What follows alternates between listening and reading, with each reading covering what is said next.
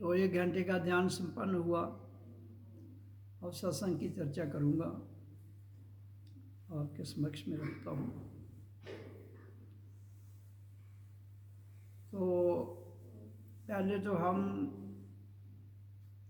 आश्रम में संडे को और वीरवार को, संडे को तो रूटीन में होता है, उसमें एडिशन हमने वीरवार का किया है।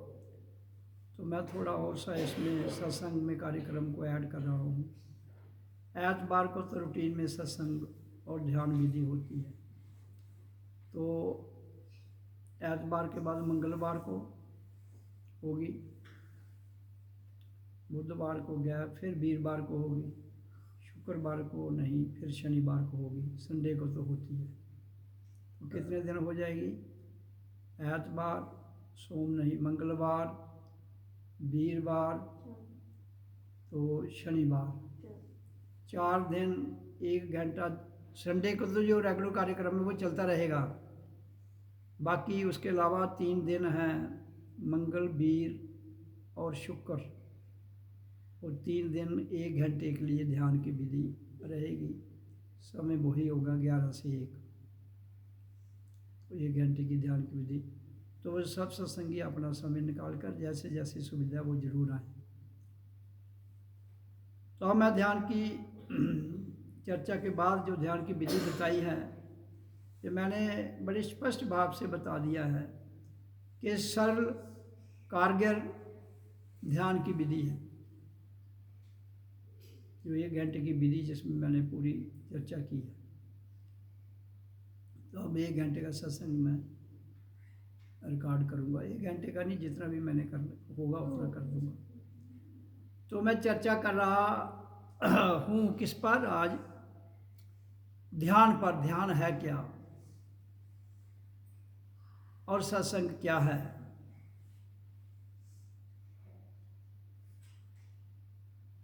मैं बहुत बार बता चुका हूँ कि आज के युग में इतने गुरु, इतने लीडर इस धरती पर उतर चुके हैं कि इतने सीखने वाले नहीं हैं जितने सिखाने वाले हैं। सीखना और सिखाना आज कोई नया चलन नहीं है, ये सदियों से चलता आ रहा है। जिसकी बुद्धि विकसित होती है वो अपनी बुद्धि के आधार पर, विकसित बुद्धि के आधार पर बातें बताता है, और जिनकी विकसित नहीं है वो सुनते हैं उसकी बात। जैसे कि एक बच्चे को स्कूल में, एक नर्सरी में भेजा जाता है, नर्सरी से लेकर जो उसको टीचर पढ़ाने वाले हैं उन्होंने भी वही दौर से गुजरे होते हैं। उन्होंने भी nursery, LKG, UKG, first, second, third, fourth, fifth, sixth, seventh, eighth, ninth, tenth और उससे ऊपर जितनी भी एजुकेशन है वो प्राप्त की होगी, तभी तो वो पढ़ा पाएंगे ना। तो बच्चा एक अज्ञानी है, अज्ञानी के रूप में जाएगा तो सीख पाएगा। अगर कोई बड़ा होगा जिसको समाज का रंग चढ़ चुका है, उसको उस रंग से उतरकर विद्या को प्राप्त करना मुश्किल हो जाता है। इसलिए जहां आपने कुछ सीखने के लिए जाना हो, अगर आपको वो पहले ही पता है तो वहां मत जाइए। अगर आपको पहले से ज्ञान है, पता है, तो फिर वहां जाने की जरूरत नहीं है, फिर नहीं आप सीख पाओगे। फिर आपने वो सीखा हुआ है और जो सिखाया जाएगा, दोनों के उलझन में पीछे जाओगे।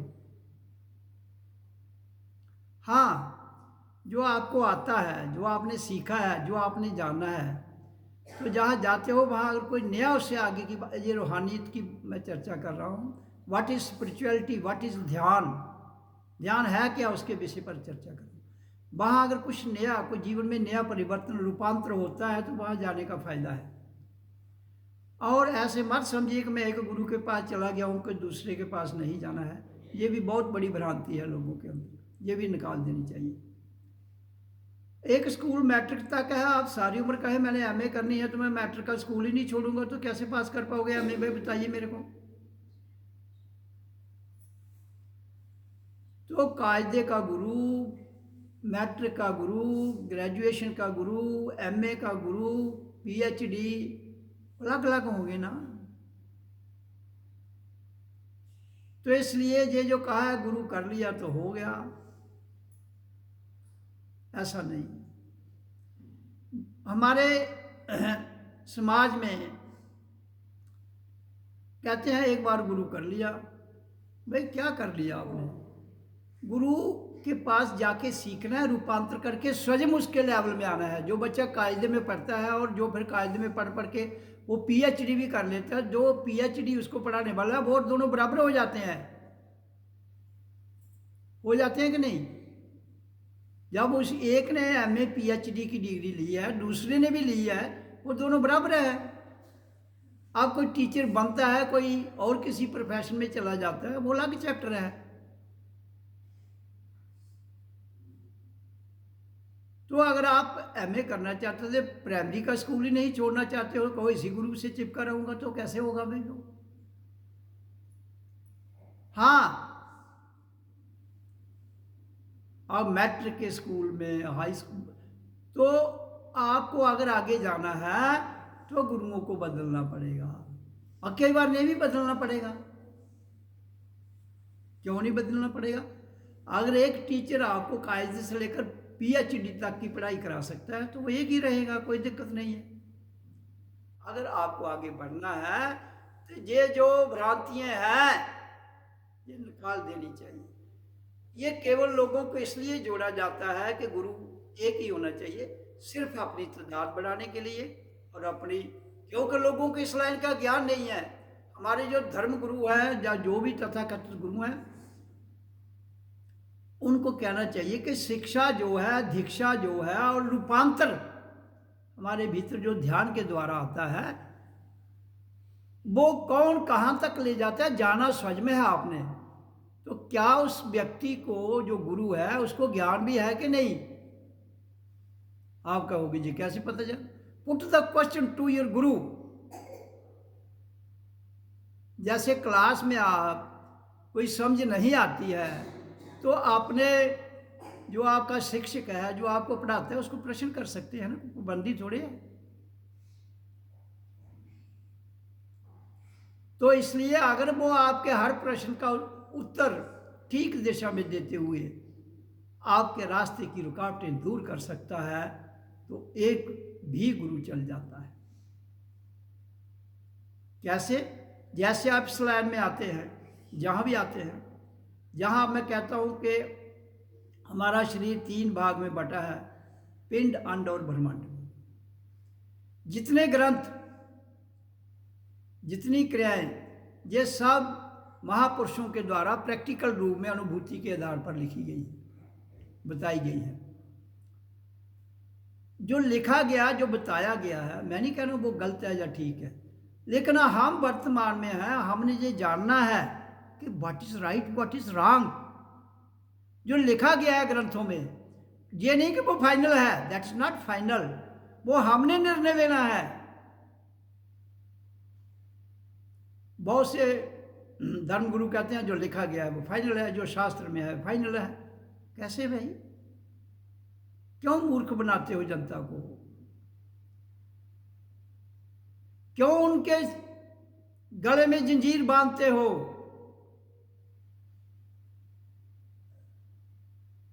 परमात्मा ने आपको पैदा किया, इस धरती को रचा, कोई जंजीर नहीं लगाई। उसने जो चीजें दी आपको बिल्कुल स्वतंत्र। सूरज रोशनी देता है, स्वतंत्र भाव में देता है, सबको देता है, एक समान देता है। चंद्रमा प्रकाश देता है, सबको ठंडक देता है और एक समान देता है। पृथ्वी अन्न देती है, हर पदार्थ जो हमारी जिसकी आवश्यकता है पृथ्वी से उत्पन्न होता है। योगदान सूरज का है और चंद्रमा का है और धरती का, तीनों के योगदान से वो मिलता है। निजम है निज़्म है, निज़्मों से तो चलना पड़ेगा। लेकिन निज़्म का अर्थ गुलामी नहीं है, निज़्म का अर्थ कट्टरपंथता नहीं है। निज़्म का अर्थ है एक योजनाबद्ध कार्य करना। योजनाबद्ध का क्या होता है? अब मकान बनाना है तो पहले ज़मीन में फाउंडेशन निकालनी पड़ेगी, फिर उसके ऊपर स्ट्रक्चर, फिर उसके ऊपर स्लैब, तो फिर जो उसके अंदर भी डेकोरेशन है, प्लास्टर है, पेंटिंग है, सेंट्री फिटिंग है, बिजली है, तो योजनाबद्ध तरीके से करते जाए तो मकान तैयार हो जाएगा ना। इसी ढंग से ये हमारा शरीर, जो हम बाहर सब कुछ एक मकान में करते हैं, वही कुछ हमारे भीतर भी है। हर चीज, पृथ्वी, जल, अग्नि, वायु, आकाश। तो इसलिए कोई भी किसी पर किसी प्रकार की जंजीर बांधने की आवश्यकता नहीं है। एक समय तक मर्यादा को मेंटेन रखना है, उसके बाद नहीं। जैसे राम एक मर्यादा पुरुषोत्तम इस देह में आए हुए, उनको भगवान कह लो, वो आपकी मौज है। इसी देह में मर्यादा से परे कृष्ण, जो किसी मर्यादा को नहीं मानता है, वो भी भगवान है, राम भी भगवान। तो ये निजम है, एक प्रकृति में है, एक प्रकृति से परे है। लेकिन हम प्रकृति में है, लेकिन आत्मा तो प्रकृति में है और इससे परे भी तो है। जहां वो जीव आत्मा कहलाती है, उसके परे वो आत्मा और परमात्मा कहलाती है। आपका जीव जो है, हमारे भीतर सूक्ष्म, स्थूल और कारण, 3 प्रकार के जीव वास करते हैं। एक स्थूल, एक सूक्ष्म, एक कारण। और उससे आगे जीव की जो अवधि है खत्म हो जाती है, उसको काल भी कहते हैं। काल आपका 3 अवस्थाओं में वास करता है, भूतकाल, वर्तमान काल और भविष्य काल। तो प्रकृति भी 3 गुणों में सीमित है, सत्वगुण, रजोगुण, तमोगुण। लेकिन आत्मा और परमात्मा सत्वगुण, रजोगुण, तमोगुण, भूत, वर्तमान, भविष्य, इन तीनों से परे है। लेकिन जानना इसे वर्तमान में जाता है। आत्मा को जानने के लिए वर्तमान में जाना जाता है। पीछे किसी ने जाना है, ठीक है, वो उसकी खोज है। हम वर्तमान में हैं, हमने स्वयं खोज करनी है, जिसकी विधि मैंने अभी 1 घंटे के ध्यान में बताई। तो इसलिए हमें 1 घंटे के ध्यान की विधि के द्वारा ध्यान से ज्ञान में, ज्ञान से स्वयं में, स्वयं से सत्य तक, सत्यम सत्य से परम सत्य परमात्मा तक, सोल, सुप्रीम सोल तक जाना है। Union of sound, light and vibration is called soul. तो जिसकी चर्चा ओम से की जाती है, उच्चारण से। तो मैं इसलिए बड़ा बेबाकी से डंके की चोट पर कहता हूं, एक ही ध्यान की विधि, there should be a common meditation hall. हर गांव में एक ध्यान केंद्र बनाया जाए, जिसमें हर कोई आदमी, नर नारी, बच्चा, नौजवान उसी हाल में जाए और ध्यान लगाए। दुनिया में शांति, समृद्धि, एकता, भाईचारा अगर कायम रखना चाहते हैं तो एक ही ध्यान केंद्र खोला जाए, वहां 1 घंटे का ध्यान सबसे लगवाया जाए, हर कोई जाए। कोई मंदिर, कोई मस्जिद, कोई गुरुद्वारा उसी में आ जाएगा, उसी ध्यान केंद्र में। क्योंकि मंदिर भी तो एक स्थान है, ध्यान केंद्र एक मेडिटेशन स्थान रख दो। आपकी सारी दिक्कतें दूर हो जाएंगी, आपका कट्टरपंथता खत्म हो जाएगी, बुद्धिवाद खत्म हो जाएगा। और फिर उसके साथ जो हमारा ध्यान केंद्र है कॉमन, सार्वजनिक हर जगह, तो उसके साथ एक लंगर, कॉमन लंगर होना चाहिए। हर कोई जाए वहाँ लंगर में खाना खाए। पहले ध्यान 1 घंटे के लिए बैठे, फिर लंगर के लिए जितना समय है वो जाए। तो ये व्यवस्था अगर बनाई जाए तो संसार की हर दिक्कत खत्म हो जाती है, हर दिक्कत। कोई भूखा नहीं रहेगा, कोई बेकार नहीं रहेगा, कोई परमात्मा के बारे में गलत भ्रांतियों से निकल जाएगा। कोई कहता परमात्मा है, कोई कहता नहीं है, फिर समझ आ जाएगी है कि नहीं है। ऐसे ही तुक बुतुक के बातें करते हुए, बिना अपना अभ्यास किए हुए, बिना ध्यान के आप अपने ही मुजस्मे खड़े कर लेते हो, बिना ध्यान के आप अपने ही जो लोग शरीर छोड़ चुके हैं उनके पीछे स्वयं पड़े हो। तुम जिंदा हो और मुर्दों की पूजा क्यों कर रहे हो?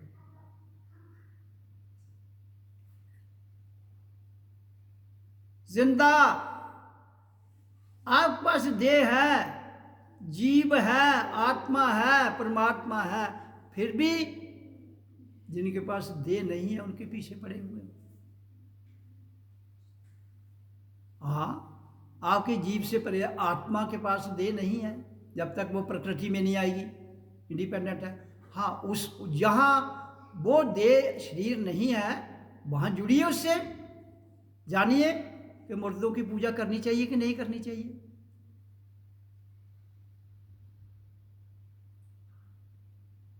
एक सरल सी बात है, इतने बड़े उलझन, इतने बड़े ग्रंथ लेके लोगों को उलझा के रख दिया है। दुनिया में शांति लाने के लिए एक ही मार्ग है जो मैं बताता हूँ, बाकी कोई दुनिया का मार्ग नहीं ला सकता है शांति। आध्यात्मिक विचार की क्रांति जो मैं बताता हूँ, और स्वतंत्रता प्राप्त करना फ्रॉम विदिन, अपने भीतर से अपने आप को स्वतंत्र करना, और ध्यान की विधि से जो सब संभव होता है वही रास्ता बताओ। इसका 1 घंटा स्कूलों में रख दिया जाए बच्चों को ध्यान के लिए। इस वक्त अभी तो कॉमन जो केंद्र, ध्यान केंद्र जो हैं कॉमन नहीं बने हैं,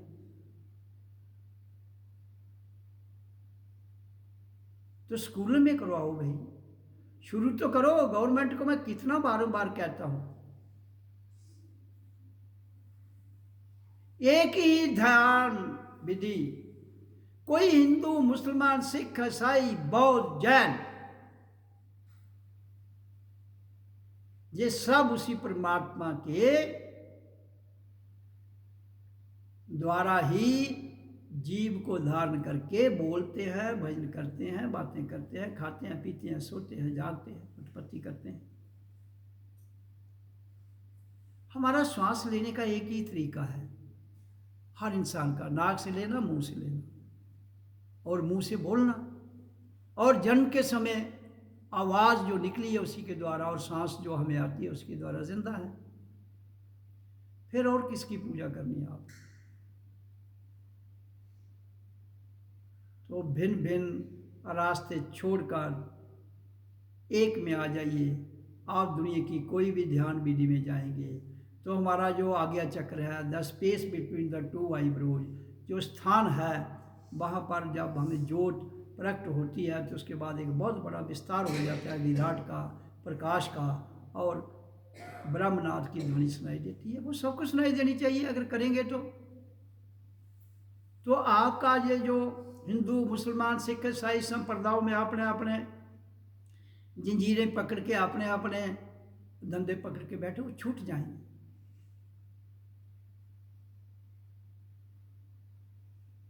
राम ने क्या कहा, कृष्ण ने क्या कहा, क्राइस्ट ने क्या कहा, हजरत मोहम्मद ने क्या कहा, नानक ने क्या कहा, महावीर ने क्या कहा, कबीर ने क्या कहा, रविदास ने क्या कहा, समझ आ जाएगी भाई।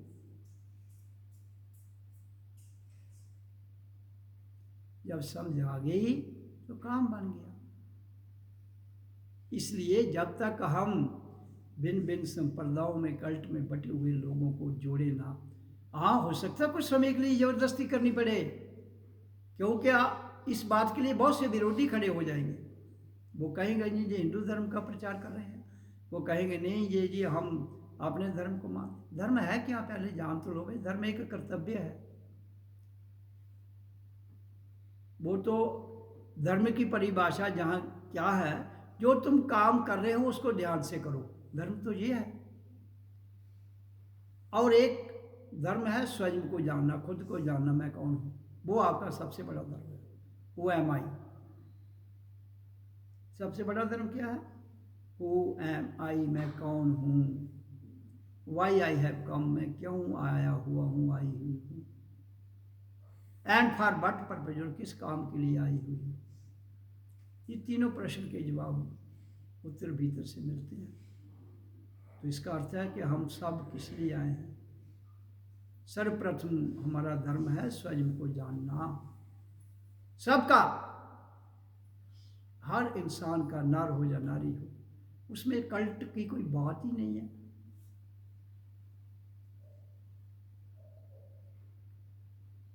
तो आपने प्रतीक रखे हैं, किसी ने अपने धर्म का कोई प्रतीक रखा है, किसी ने कोई प्रतीक रखा है। भाई प्रतीक सत्य नहीं है।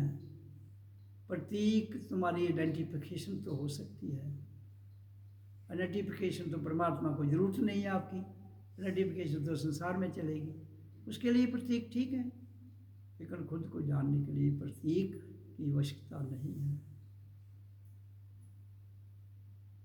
इसलिए आप सबको भी जो आते हैं यहाँ, उनको भी रोज 3 घंटे समय देना है, तभी आप अपने आप को जान पाएंगे। नहीं जान पाएंगे, समय तो निकल जाएगा भाई। मैं नहीं कहता हूँ आश्रम में मैंने 4 ही दिन कह रहा हूँ आओ, 3, वो भी आप रेगुलर कहाँ आते हैं, संडे को रेगुलर नहीं आते हैं। तो घर में तो रहते हो भाई, अपने घर में तो रहते हो, उधर ही कर लो। 3 घंटे रोज मिस नहीं करना है, 3 घंटे रोज निकालने हैं।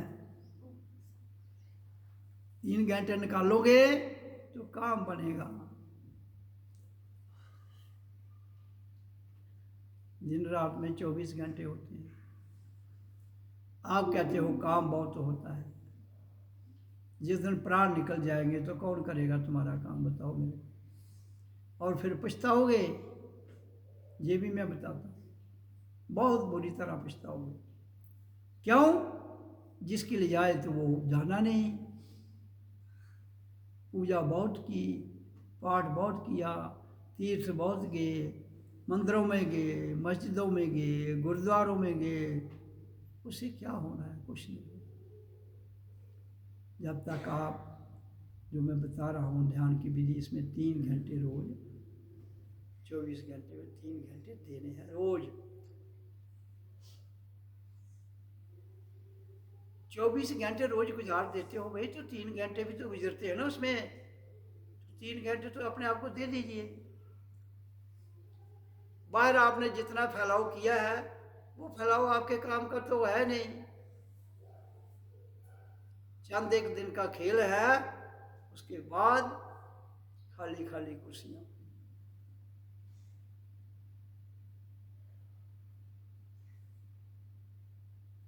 इसलिए जीवन के रहते हुए ये संसार जहाँ तुम आए हो, ये एक बसेरा है। रैन बसेरा, रात काटे हो और चलते बनो। वो रात और दिन 100 साल के हों, 50 साल के हों, कुछ क्षण के हों, ये तो निर्भर करता है आप कब आते हैं और कब चले जाते हैं, उस पर निर्भर करता है। और जिसके द्वारा तुम आते हो उसी को जान लो। उसके लिए ध्यान की विधि जो मैं बताता हूँ। बाकी वहम कोई नहीं है, वहम नहीं करना है। और कहता है कर्मण्य से वादे करो माँ फले चूका दाच। कर्म किए जा, फल की चिंता मत कर इंसान, ये है गीता का ज्ञान। इसलिए मेडिटेशन करते वक्त एक ही विचार आना चाहिए कि मैं कौन हूँ, मुझे विचार शून्य है, मैं विचार शून्य हूँ। तो पहले क्रिया होगी, फिर स्वयं हो जाएगा।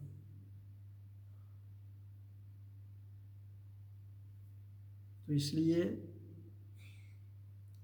ध्यान का अर्थ क्या है, कैसे लगाना है, कैसे करना है, तो वो आप सबको पता है। जो जहाँ नहीं आते हैं वो भी यूट्यूब के द्वारा सुन सकते हैं। चैनल का नाम आपको पता है, स्पिरिचुअल डॉक्टर जी.के. नंदमूर्ति। और जो देखता है कम से कम जो जितने यहाँ आते हैं वो इसको सब्सक्राइब कर दें, लाइक भी कर दें और आगे भी भेज दें, ताकि किसी भी चीज़ का फैलाव करने के लिए उसका प्रचार की आवश्यकता होती है। लोग मैं देख रहा हूँ बुरी तरह फंसे हुए हैं, छोटे छोटे तड़ाकों में, छोटे छोटे विवादों में, छोटी छोटी मान्यताओं में। बड़ी विचित्र विडंबना है यहाँ।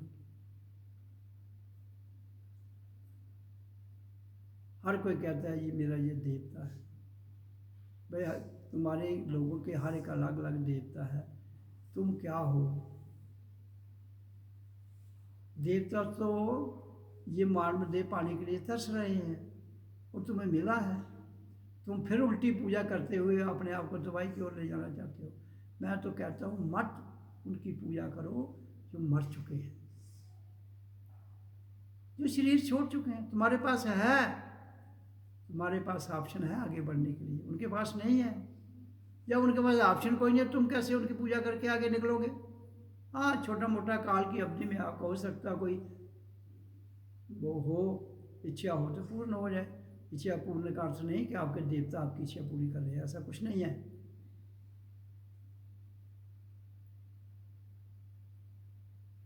इसलिए कहता करो, इच्छा की बात रहने दो। इच्छा पूरी करने की जब बात आएगी तो फिर मैंने बहुत बार कहा है, आज फिर रिपीट करो। कहता है दांत नहीं थे तो दूध दिया, दांत नहीं थे तो दूध लिया। तो अब दांत दिए तो अन्न भी दोगे भाई। जब बच्चा कुछ नहीं कर सकता तो दूध मिलता है उसको अपने आप। जब वो काम करने योग्य काम करे तो रोटी ले भाई। कहाँ से देवता आगे बीच में बताइए?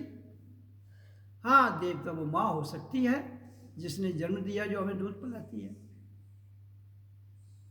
देवता बाप हो सकता है जो जिंदा है,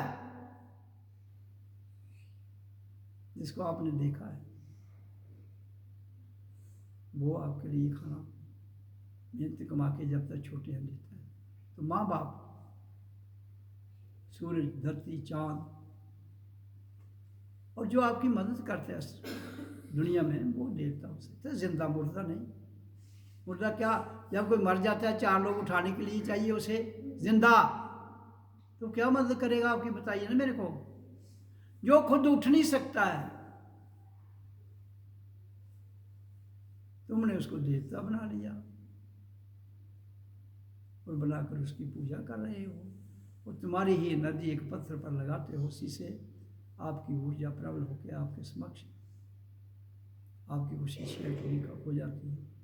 ऐसा मत करो। अपनी छोटी छोटी इच्छाओं के लिए अपने जीवन को बर्बाद मत करो। आप जिसके लिए आए हो वो मैं बताता हूँ, ये कर्म भूमि है, कर्म करो। ये योग भूमि है, ये ध्यान भूमि है, ये स्वयं को जानने की भूमि है। ये करो प्रयास इसमें।